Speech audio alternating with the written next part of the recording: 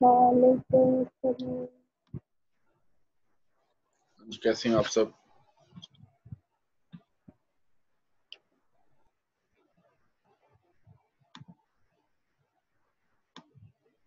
आवाज और पिक्चर आ रही है सबको क्लियर?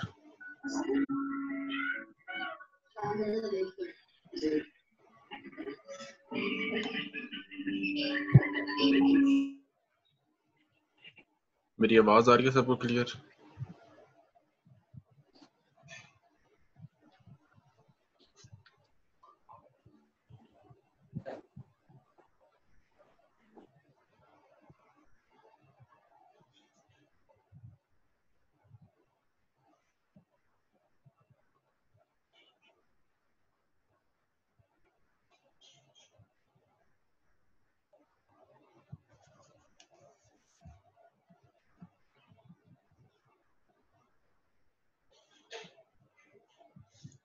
आवाज आ रही है आप सबको?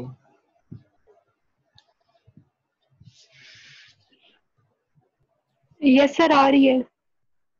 ठीक है। और स्क्रीन भी नजर आ रही है आप लोगों को? जी। ठीक है। अगर स्क्रीन के ऊपर कोई चीज आपको नजर सही ना आए तो जिस तरह नॉर्मल हम पिक्चर को जूम करते हैं वैसे जूम कीजिएगा तो आपको पिक्चर जो स्क्रीन का एरिया क्लियर नजर आना शुरू हो जाएगा। मेरा ख्याल है काफी बच्चे ऐड हो चुके हैं। हम स्टार्ट करते हैं। हम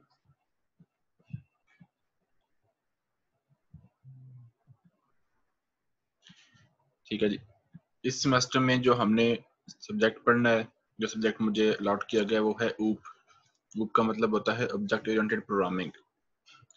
ऑब्जेक्ट ओरिएंटेड प्रोग्रामिंग का मतलब क्या होता है कि हमने सी लैंग्वेज लास्ट सेमेस्टर में पढ़ी है, उससे एक स्टेप हायर है ये लैंग्वेज।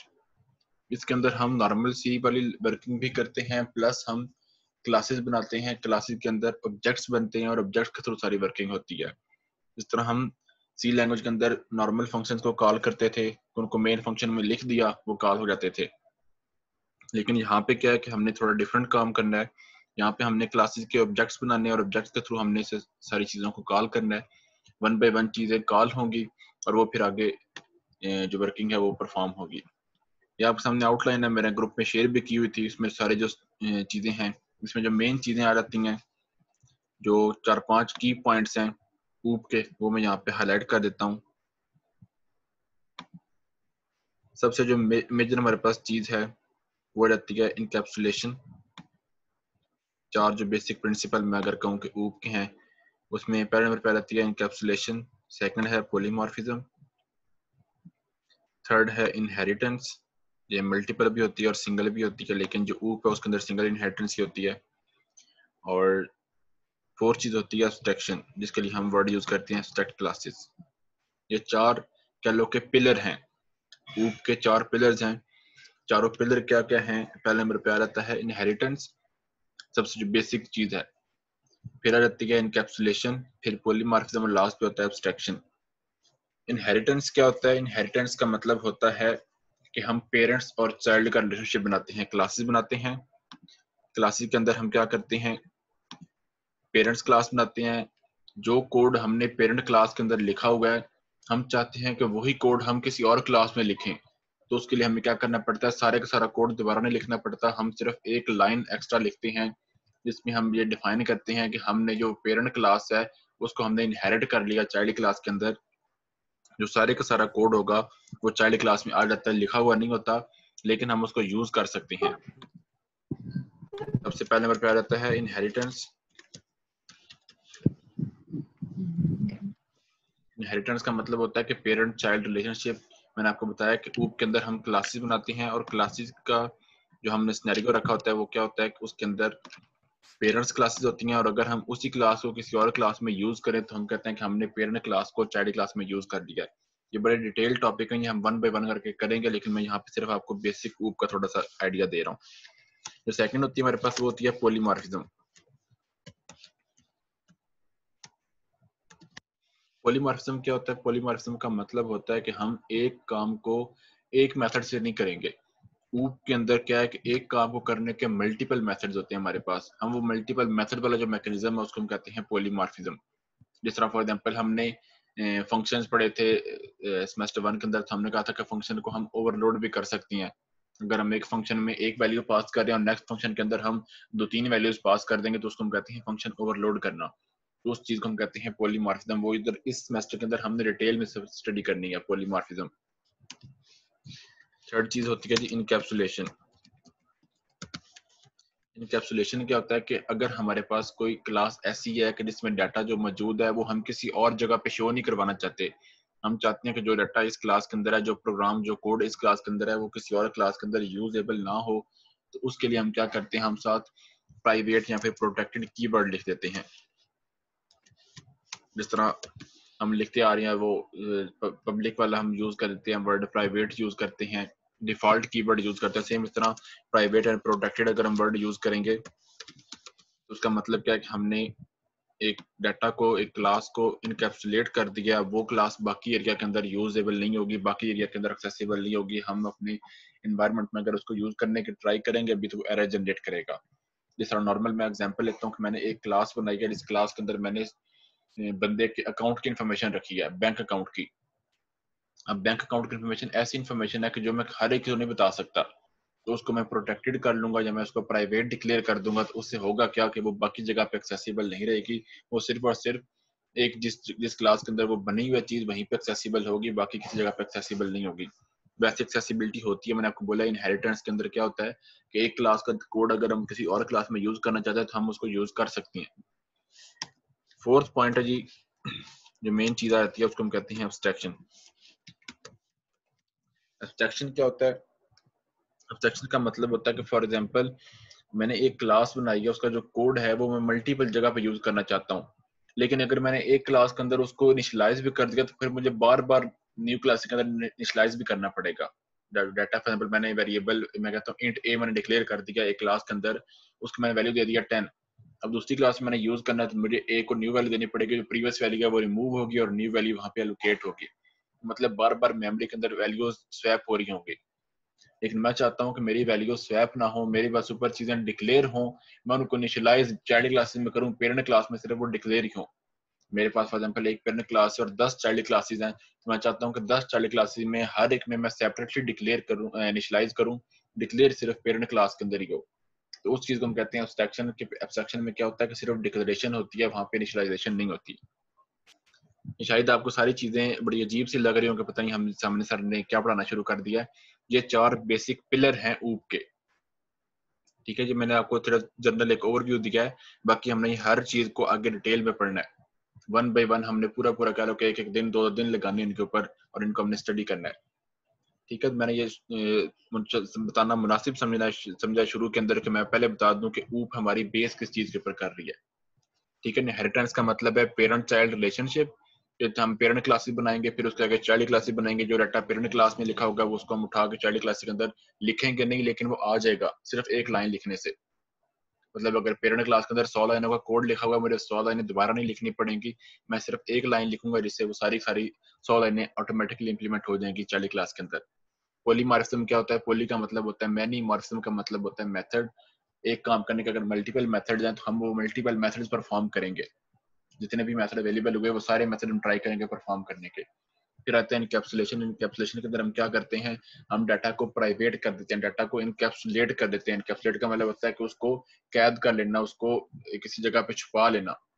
बाकी क्लासेस जितनी भी होंगी और हमारे पास एनवायरनमेंट में, वो सारी उस डाटा को नहीं देख पाएंगे।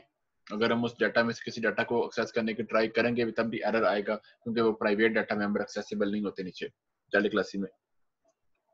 लास्ट पे रहता है एब्स्ट्रैक्शन। एब्स्ट्रैक्शन का मतलब क्या होता है कि हम सिर्फ और सिर्फ चीजों को डिक्लेयर करेंगे, वेरिएबल्स या फंक्शन, उनको सिर्फ हम ऊपर बनाएंगे, उनकी बॉडी नहीं लिखेंगे, उनको इनिशियलाइज नहीं करेंगे। इनिशियलाइजेशन हम चाइल्ड क्लास में करेंगे। तो जो ऊपर क्लास हम पेरेंट बुलाएंगे जिसमें सिर्फ डिक्लेरेशन है, उसको हम एब्स्ट्रैक्ट क्लास कहते हैं।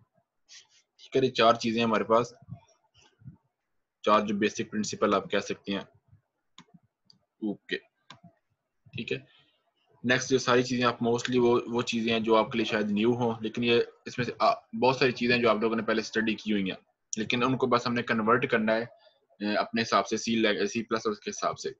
जो इस दफा लैंग्वेज हमने यूज करनी है वो सी प्लस प्लस है। यहाँ पे आपको नजर भी आ रहा है, तो उसने बोला हुआ 3 बुक उसने रिकमेंड की हुई है सी प्लस प्लस की, और नीचे वाली 3 जो बुक्स हैं वो उसने रिकमेंड की हुई है जावा की।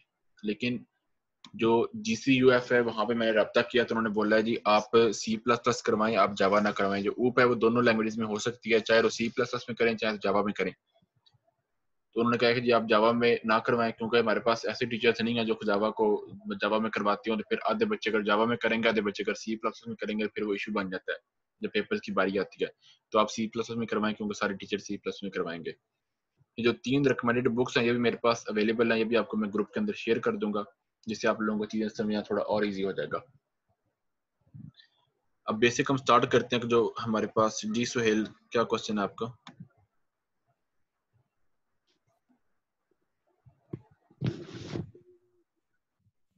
जी सुहेल हैंड रेज किया आपने, क्या क्वेश्चन है आपका?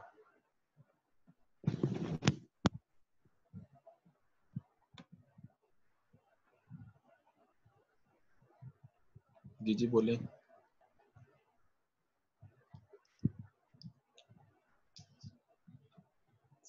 मेरा ख्याल कोई क्वेश्चन नहीं है आपका। जो बेसिक है हम वहां से स्टार्ट करेंगे कि प्रोग्रामिंग है क्या, प्रोग्रामिंग हमें क्यों जरूरत है इस चीज की, ठीक है। वो उधर से हम स्टार्ट करेंगे और फिर करते करते हम जिस टाइम आप थोड़े गो थ्रू हो जाएंगे प्रोग्रामिंग से, फिर हम आगे 1 बाय 1 क्लासेस भी बनाएंगे, कोडिंग भी करेंगे, ऑब्जेक्ट ओरिएंटेड प्रोग्रामिंग के थ्रू सारी वर्किंग करेंगे।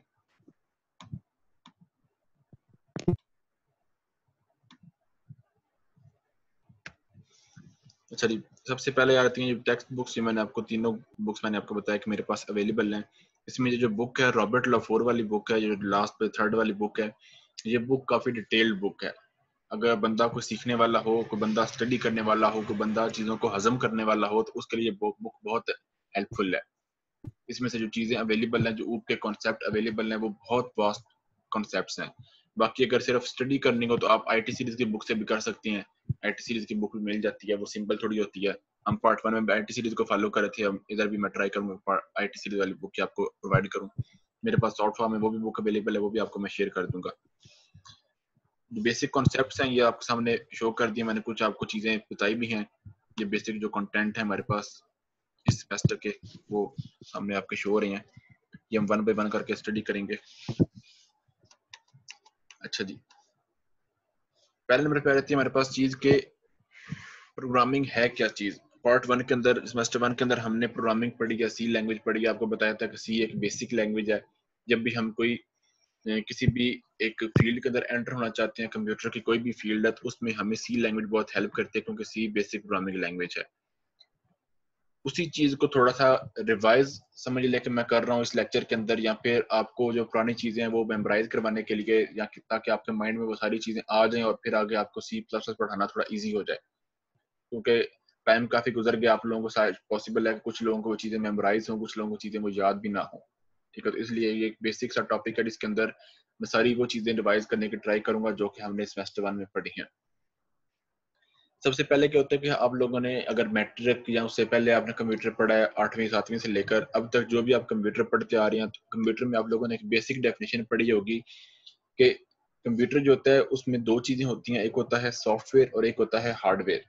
सॉफ्टवेयर में क्या होता है, सेट ऑफ इंस्ट्रक्शंस होती हैं। हार्डवेयर क्या होता है, वो फिजिकल पार्ट ऑफ कंप्यूटर होता है।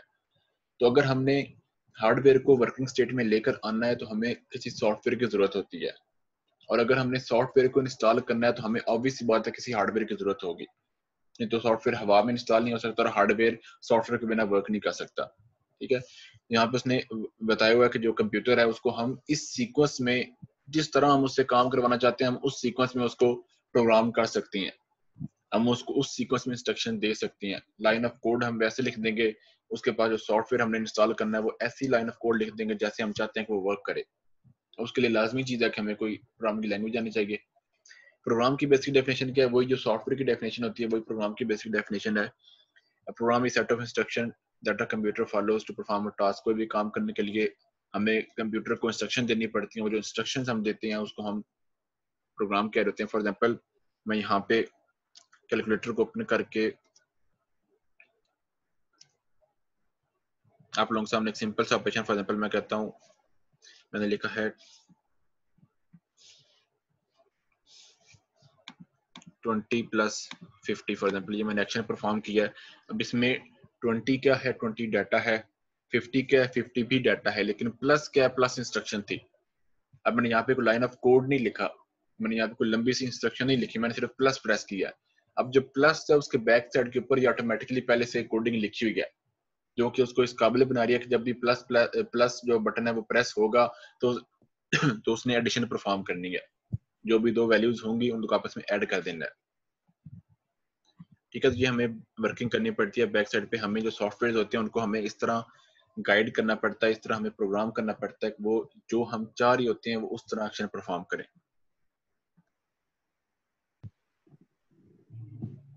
नेक्स्ट बता रहा है कि प्रोग्राम को हम कॉमनली सॉफ्टवेयर भी कहते हैं, या सॉफ्टवेयर को कह लें कि हम प्रोग्राम कहते हैं, दोनों एक ही चीज के दो नाम हैं।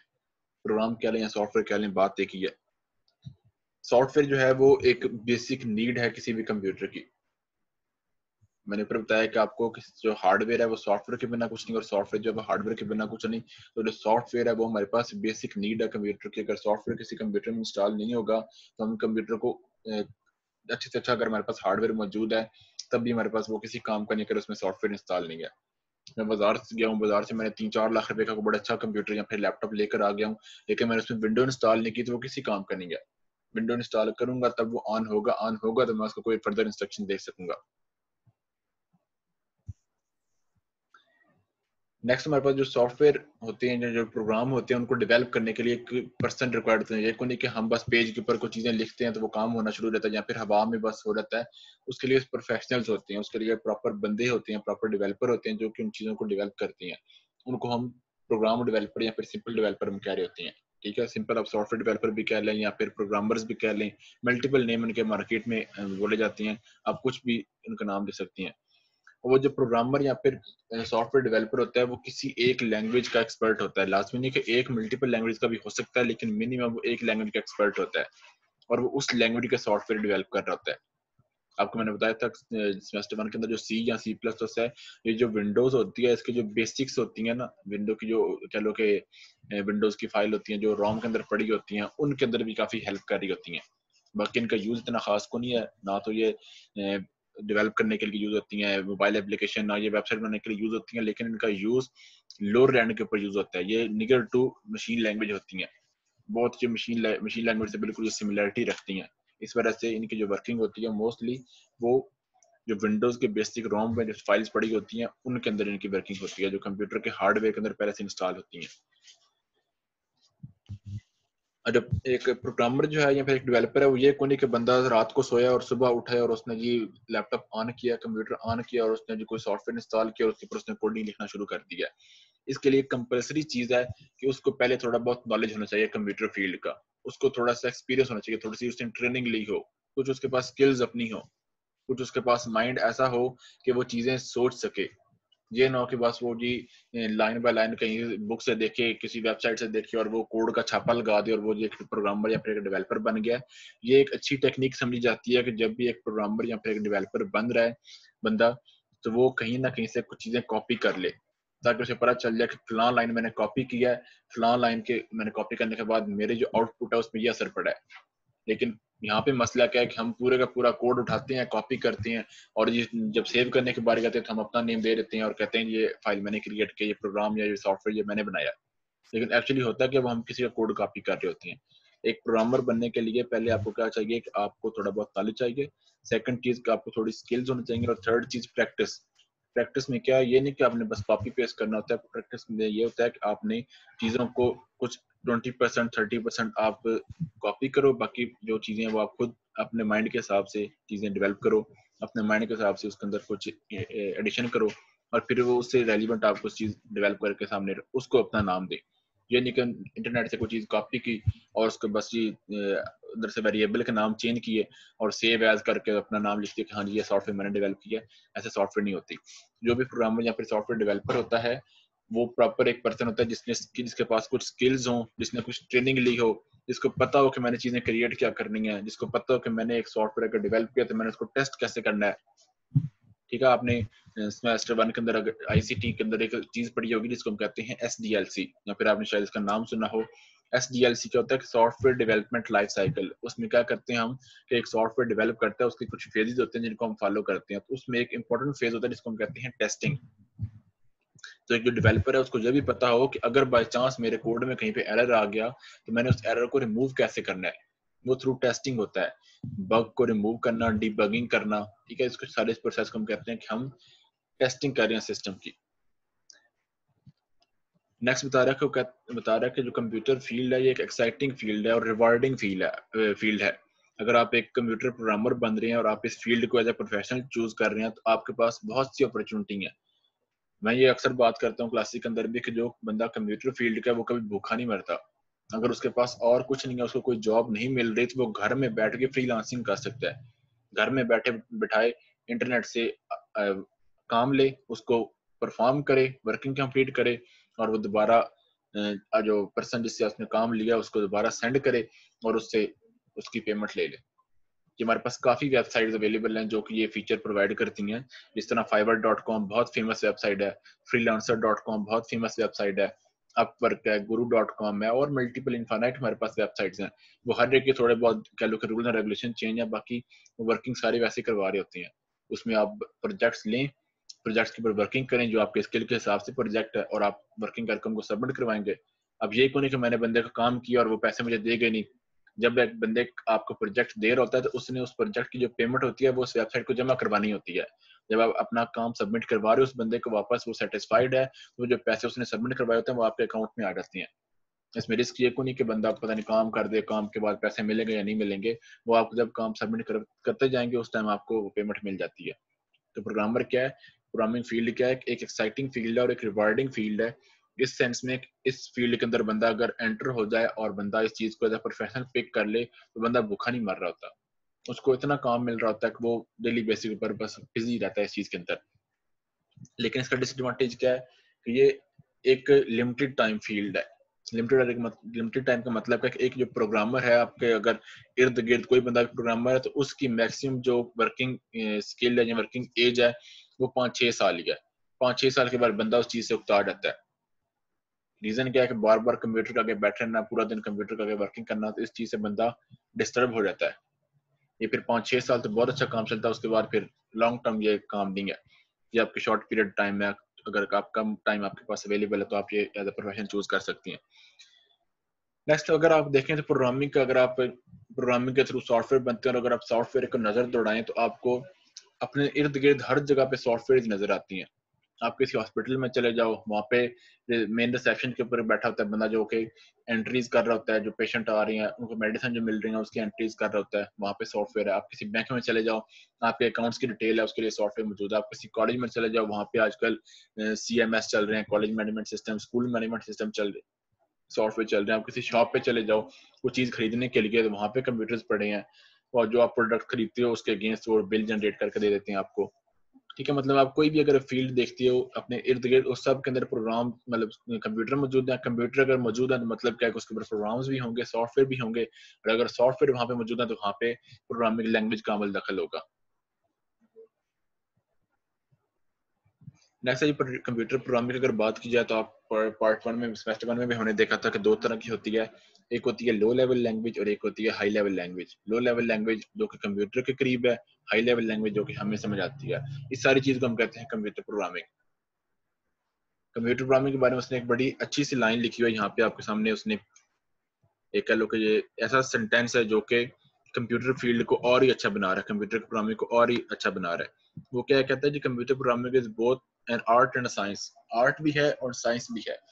आर्ट इस सेंस में है कि आप अपने हिसाब से कोड को डेवलप कर सकते हो, अपने नॉलेज के हिसाब से, अपने मेंटेलिटी के हिसाब से आप कोड के अंदर कुछ ऐसी चीजें लेकर आ सकते हो जो कि पहले मौजूद ना हो।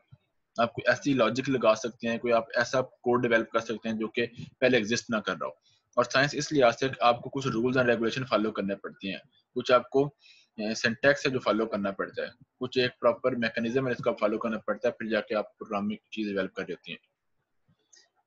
या कुछ उसने एग्जांपल बताई हैं, कुछ चीजें उसने बताई हैं कि जो हमारे पास listed below are the few things that must be designed for a real world computer program।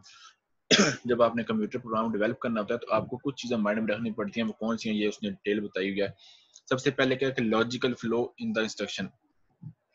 जब भी हम सॉफ्टवेयर बनाना शुरू करते हैं तो ये कोई नहीं कि बस मुंह उठाया, सुबह सुबह उठे और जनाब साहब कंप्यूटर ऑन किया और सॉफ्टवेयर ओपन करके कोडिंग करना शुरू कर दी। उसके लिए पहले सोचना पड़ता है कि हाँ जी, मैंने ये सॉफ्टवेयर डेवलप करना है, मैंने उसके लिए अंदर ये जो चीजें मैंने ऐड करनी है, ये मेरी रिक्वायरमेंट्स हैं, ये मैंने इस हिसाब से कोड डेवलप करना है, तो उसका पहले एक स्केच सा बनाना पड़ता है, एक डायग्राम सी बनानी पड़ती है कि इसमें डाटा इधर से एंटर होगा और इस साइड से निकलेगा, ठीक है। उसको हम कहते हैं हमारे पास ये एक लॉजिकल फ्लो है। लॉजिकल फ्लो का मतलब है कि आप सिर्फ माइंड में सोच रहे होते हो कि हाँ जी, अगर इस तरह मैं कोड लिख दूं, मैं उसमें ये लॉजिक लगा दूं, डाटा ऐसे एंटर होगा, ऐसे आउटपुट शो करेगा। जो चीजें आप माइंड में सोच रहे होते हो उसको हम कहते हैं कि हम लॉजिकल फ्लो ऑफ डाटा सोच रहे हैं, डाटा कैसे वर्क करेगा। सेकंड रहती है मैथमेटिकल प्रोसीजर्स। आप देखते हो कि मेरा जो कोड है, मेरा जो सॉफ्टवेयर है, उसमें कोई मैथमेटिकल प्रोसेसेस तो नहीं हो रहे। अगर मैथमेटिकल प्रोसेसेस हो रहे हैं तो मुझे कोई एल्गोरिथम सोचनी पड़ेगी, मुझे कोई लॉजिक सोचनी पड़ेगी। अब वो लॉजिक किस तरह की हो सकती है? अरिथमेटिक हो सकती है, लॉजिकल हो सकती है। अरिथमेटिक होगी तो उसमें 5 ऑपरेशन हमारे पास मौजूद हैं, एडिशन, सब्सट्रैक्शन, मल्टीप्लिकेशन, डिवीजन और मॉडुलस। और अगर लॉजिकल होगी उसमें 6 ऑपरेशन है, greater than, less than, greater than, equal to, less than, equal to and not equal to, ठीक है, जिसको हम कंपैरिजन ऑपरेशन कहते हैं। अब अगर मैथ के रेलिवेंट कोई हमने लॉजिकल करेंगे तो उसमें ये दो चीजें इन्वॉल्व होती हैं, या तो अरिथमेटिक ऑपरेशन होते हैं या फिर लॉजिकल ऑपरेशन होती हैं। ऐसा रहता है अपीयरेंस ऑफ द स्क्रीन, कि जो चीज हम बनानी है वो स्क्रीन पे कैसे नजर आएगी।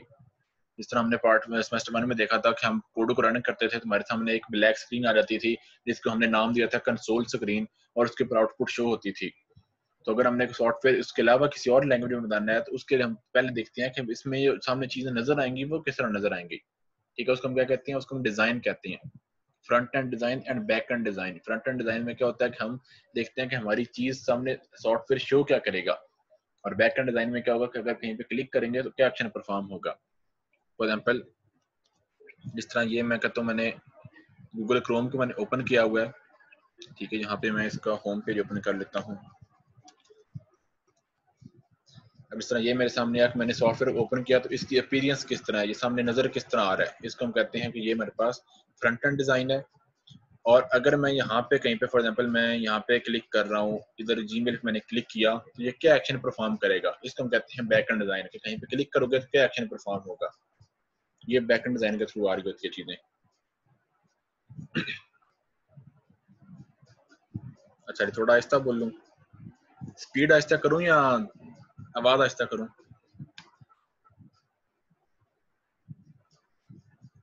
आहिस्ता करें, तो स्पीड आहिस्ता करें थोड़ी। ठीक है।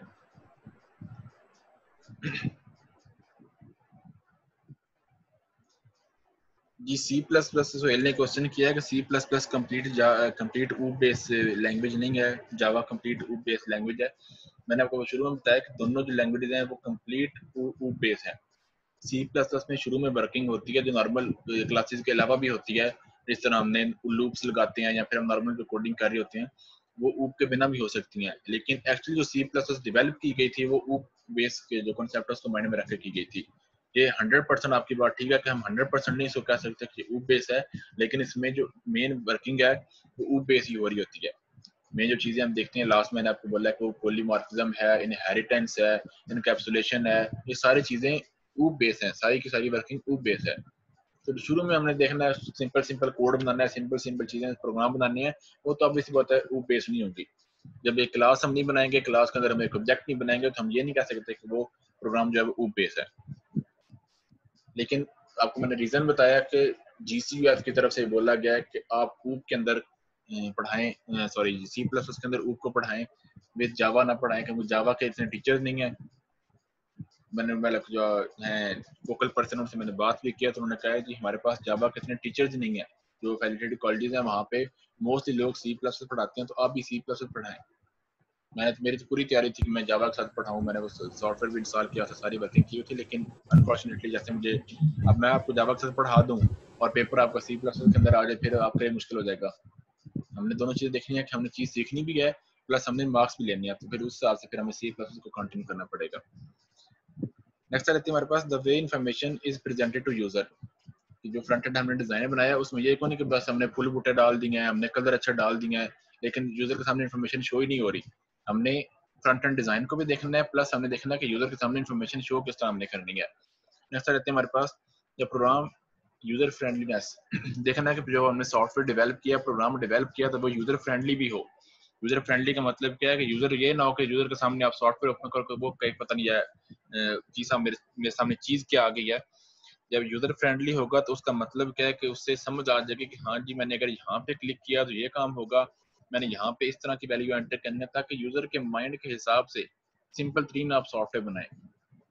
अगर तो सॉफ्टवेयर आप कम्प्लेक्स कर देंगे तो यूजर को समझ नहीं आनी, फिर जब यूजर को समझ नहीं आएगी यूजर यूज नहीं करेगा, जब यूज नहीं करेगा फिर आपके प्रोग्राम का फायदा क्या। ये ना हो कि आप पूरी की पूरी स्क्रीन भर दो चीजों से और यूजर करके ढूंढने ही उसे शुरू कर दे कि मैंने पता नहीं कहाँ पे क्लिक करना है, मैंने कहाँ पे डाटा एंटर करना है, उसे समझ ही ना आए। प्रोग्राम बिल्कुल सिंपल हो, यूजर फ्रेंडली हो, ताकि क्लिक करो और काम हो जाए। जिस तरह जूम है, अब इसमें कुछ भी मुश्किल नहीं है, बस जूम को इंस्टॉल करो, मीटिंग स्टार्ट करो और क्लास लेना शुरू कर दो। आप लोगों के लिए क्या है, आप लोगों ने लिंक पे क्लिक करना है, सामने इंटरफेस आ गया, आपने माइक ऑन कर देना है, उसका मतलब क्या है कि आपको आवाज आना शुरू हो गई। सिंपल इंटरफेस है। अगर यहीं पे स्क्रीन पे आपके सामने 50 चीजें होती और चीजें मतलब मैं बता भी रहा होता या फिर कोई आपको सामने चीजें शो भी हो रही थी 50, उसमें से आपको माइक चूज करना पड़ता, काफी मुश्किल होना था। उस तरह के हम सॉफ्टवेयर को यूजर फ्रेंडली नहीं कहते। जो इस तरह के सिंपल सॉफ्टवेयर होते हैं जो कि यूजर को बिना गाइडलाइन के भी समझ आ जाए कि मैंने अगर यहाँ पे क्लिक किया और ये काम हो जाए तो उसको हम कहते हैं कि ये यूजर फ्रेंडली सॉफ्टवेयर है। लास्ट में चीजें आती हैं manual and other forms of written documentation. जिस तरह आप लोग एक नया मोबाइल लेते हैं या फिर आप कोई भी प्रोडक्ट नहीं लेते हैं तो उसके साथ आपको एक छोटा सा पेज मिल जाता है जिसके हम कहते हैं यूजर मैनुअल है, जिसमें डिटेल लिखी होती है कि ये जो डिवाइस आपने परचेज किया है ये किस तरह काम करेगी, इसका पावर बटन कहाँ पे है, इसने ऑन कहाँ से होना है, इसका वॉल्यूम कहाँ पे है, इसकी स्क्रीन कैसे होती है, सारी चीजें वहाँ पे लिखी होती हैं। उसको हम कहते हैं यूजर मैनुअल। और सेम इस तरह जब हम एक सॉफ्टवेयर डेवलप करते हैं तो उसके साथ हम रिटन डॉक्यूमेंट भी बनाते हैं ताकि एक बंदा है उसके पास डॉक्यूमेंट आ जाए, उस डॉक्यूमेंट को स्टडी करके भी अंडरस्टैंड कर सके कि ये मेरा सॉफ्टवेयर किस तरह वर्किंग करता है। उसके अंदर दो चीजें आ जाती हैं, एक होती है फ्लो चार्ट और एक होता है डीएफटी। फ्लो चार्ट आप लोगों ने सेमेस्टर 1 में बनाए भी हैं, लूप्स के अंदर आप लोगों ने बनाए हैं उस टाइम पे। फॉर एग्जांपल इस तरह फॉर लूप है या व्हाइल लूप है या डू व्हाइल लूप है, तो वहाँ पे आप लोगों ने फ्लो चार्ट बनाए भी थे कि हाँ यहाँ से डाटा एंटर हो रहा है, आगे कंडीशन अगर ट्रू होगा तो इस तरफ वर्क करेगा और अगर फॉल्स है तो इस तरफ वर्क करेगा। और डीएफटी क्या, तो डीएफटी भी डाटा फ्लो डायग्राम होती है। इसमें हम एक थोड़ी नॉर्मल फ्लो चार्ट से थोड़ी कह लो एक स्टेप हायर है। इसमें लेवल होते हैं, लेवल 0, लेवल 1, लेवल 2, लेवल 3। उसमें हम प्रोग्राम के इनपुट के हिसाब से लेवल इंक्रीज करते जाते हैं। फॉर एग्जाम्पल लेवल 0 में हम स्टडी करते हैं कि पूरा सॉफ्टवेयर किस तरह वर्क कर रहा है।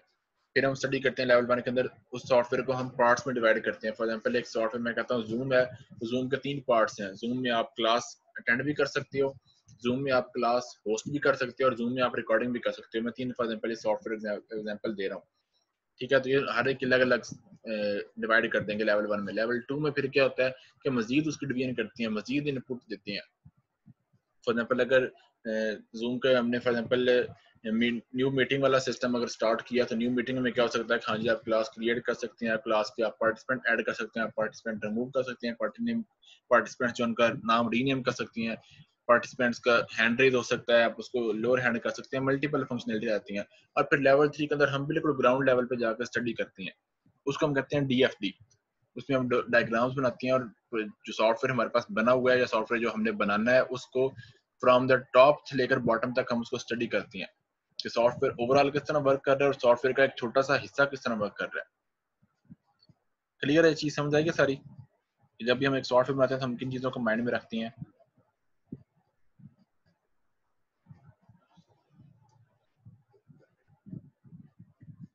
हेलो, तो यह है ये सारे सोते हैं ना? Yes sir. मैंने पूछा है जो मैंने पढ़ाया है यस उसकी समझ सर, आएगी? आ गया समझ। ठीक है, तो साथ साथ जाग के रहें, थोड़ा सा साथ साथ यस रिस्पॉन्स भी करते सर। हैं। यस। ठीक है जी। नेक्स्ट जो चीज मैंने शुरू में बता दी थी ये हार्डवेयर और सॉफ्टवेयर के बारे में। सॉफ्टवेयर क्या होता है जी? सॉफ्टवेयर के 2 टाइप्स हमारे पास मौजूद हैं जो हमने स्टडी की हुई हैं। एक को हम कहते हैं सिस्टम सॉफ्टवेयर और एक को हम कहते हैं एप्लीकेशन सॉफ्टवेयर। हार्डवेयर वो कंपोनेंट्स होते हैं जो कि हमें फिजिकल नजर आ रहे होते हैं, कीबोर्ड है, माउस है, रैम है, हार्ड डिस्क है, सारी की सारी चीजें क्या है, ये हार्डवेयर है। हार्डवेयर में ये सारी चीजें जो मोस्ट कॉमन पार्ट्स हैं कंप्यूटर के वो आते हैं, जिसमें सीपीयू है, सेंट्रल प्रोसेसिंग यूनिट है, रैम है जिसको हम मेमोरी भी कहते हैं या फिर जिसको हम मेन मेमोरी भी कहते हैं। फिर सेकेंडरी स्टोरेज डिवाइस है जिसके अंदर हार्ड डिस्क है, यूएसबी फ्लैश ड्राइव है, कम्पैक्ट डिस्क जिसको हम सीडी या डीवीडी कहते हैं। फिर इनपुट डिवाइसेज हैं जिसके अंदर कीबोर्ड, माउस, माइक वगैरह आ जाती हैं। आउटपुट डिवाइसेज जिस तरह स्क्रीन है, स्पीकर वगैरह है। ठीक है, सारी सारी चीज़ों को आपको पता है। सिर्फ मैंने ऐड करने का मकसद क्या है कि आपके माइंड में एक चीज़ें वो वापस अब आ जाए माइंड में सारी की सारी चीज़ें कि हार्डवेयर तो है लेकिन हार्डवेयर वर्क कैसे करता है, ताकि आप इस चीज़ के बारे में थोड़ा सा सोचें कि माइक में से हमें आवाज़ कंप्यूटर तक कैसे पहुंचती है, स्क्रीन के ऊपर हमें चीज़ें नज़र कैसे आती हैं। वो बैक साइड पे सारी सारी चीज होती है वो प्रोग्रामिंग होती है, सारी सारी चीजें बैक साइड पे वर्क थ्रू प्रोग्रामिंग कर रही होती हैं। ये बेसिक कंपोनेंट्स हैं कंप्यूटर के, सॉलिड बेसिक मैंने एक डायग्राम छोटी सी ऐड की है। ये मेन पार्ट है कंप्यूटर का, ब्रेन ऑफ कंप्यूटर जिसको हम सीपीयू कहते हैं। अक्सर लोग होते हैं कि वो जो साइड पे छोटा सा डब्बा होता है उसको हम सीपीयू कह रहे होते हैं, लेकिन वो सिस्टम यूनिट होता है। एक्चुअल में सीपीयू ये छोटी सी जो चिप है इसको हम सीपीयू कहते हैं। नेक्स्ट हमारे पास आ जाता है जी एक बेसिक साइकिल है, फेच डिकोड एग्जीक्यूट साइकिल। ये भी आप लोगों ने अगर आईसीएस में पार्ट 1 के अंदर आप लोगों ने शायद ये पढ़ा भी हो। फेच डिकोड एग्जीक्यूट, फेच का मतलब होता है कि जो डाटा कंप्यूटर में सेव है, जो इंस्ट्रक्शन कंप्यूटर में सेव हैं, उनको उठा के मेन मेमोरी तक लेकर आना, उनको एक्सेस करना। इस प्रोसेस को हम कहते हैं फेच करना। फेच का दूसरा नाम होता है एक्सेस करना। डिकोड, डिकोड होता है सेकंड स्टेप। इसमें हम क्या करते हैं कि जो इंस्ट्रक्शन हम उठा के लाए हैं मेन मेमोरी तक, उसको ट्रांसलेट करना उस लैंग्वेज में जो कि कंप्यूटर को समझ आ जाए। जो इंस्ट्रक्शन है वो यूजर की तरफ से है, यूजर ने अपने हिसाब से इंस्ट्रक्शन दिया। फॉर एग्जांपल यूजर ने प्रेस किया है विंडोज डी या फिर यूजर ने प्रेस किया Alt F4, अब ये इंस्ट्रक्शन है। अब उन इंस्ट्रक्शन को कन्वर्ट करना उस लैंग्वेज में जो कि कंप्यूटर को समझ आ जाए, उसको हम कहते हैं डिकोड करना, कि हम इंस्ट्रक्शन को डिकोड कर रहे हैं। थर्ड स्टेप में हम क्या करते हैं, हम उस जो इंस्ट्रक्शन डिकोड कर चुके हैं उसको एग्जीक्यूट करते हैं। उसके अगेंस्ट हमारे पास एक रिजल्ट प्रोड्यूस होता है जिसको हम इंफॉर्मेशन भी कहते हैं, जिसको हम आउटपुट भी कहते हैं, जिसको हम रिजल्ट भी कहते हैं। फोर्थ स्टेप होता है इसके साथ ही, मतलब वो इस साइकिल में मेंशन नहीं होता लेकिन स्टेप इन्वॉल्व है उसके अंदर, उसको हम कहते हैं स्टोरेज। जो हमने इंस्ट्रक्शन फेच किया है उसको हमने डिकोड किया, ट्रांसलेट किया, ट्रांसलेट करने के बाद हमने उसको एग्जीक्यूट किया, उसकी आउटपुट आई है हमारे पास, रिजल्ट प्रोड्यूस हुआ है। अब हम उस रिजल्ट को सेव कर लेंगे कंप्यूटर में, ताकि अगर फ्यूचर में हमें वही काम दोबारा करना पड़े तो हम सिरे से दोबारा काम वो ना करना शुरू कर दें, हम उस आउटपुट को डायरेक्ट सामने शो करवा दें कि हाँ जी ये वाला वर्किंग है जो हम पहले कर चुके हैं ऑलरेडी। ठीक है, इस सारी चीजों को हम क्या कहते हैं, फेच डिकोड एग्जीक्यूट साइकिल।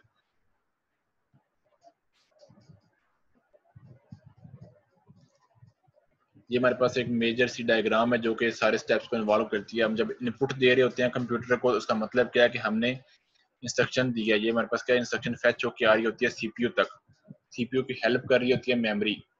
ठीक है, यहाँ पे इंस्ट्रक्शन आई, उसने डिकोड किया, और डिकोड करने के बाद सीपीयू ने उसको एग्जीक्यूट किया, एग्जीक्यूट करने के बाद जो हमारे पास रिजल्ट जनरेट हुआ वो आउटपुट है, वो हमें स्क्रीन पे शो हो रही होती है। यहाँ पे स्पीकर में हमें आवाज आ रही होती है, या फिर ये भी होता है कि हम उसको हार्ड डिस्क के ऊपर परमानेंटली सेव कर लेते हैं। ठीक है, अभी क्लास आप लोगों की एंड होने वाली है। ये जो मीटिंग है, आप जो लिंक मैंने ग्रुप में शेयर किया, आप उस पर दोबारा क्लिक करके दोबारा ज्वाइन करेंगे। जूम की लिमिट होती है 40 मिनट की, 40 मिनट के बाद क्लास एंड हो जाती है। जो लिंक शेयर किया ग्रुप में उस पर दोबारा क्लिक करें और क्लास दोबारा ज्वाइन कर लें।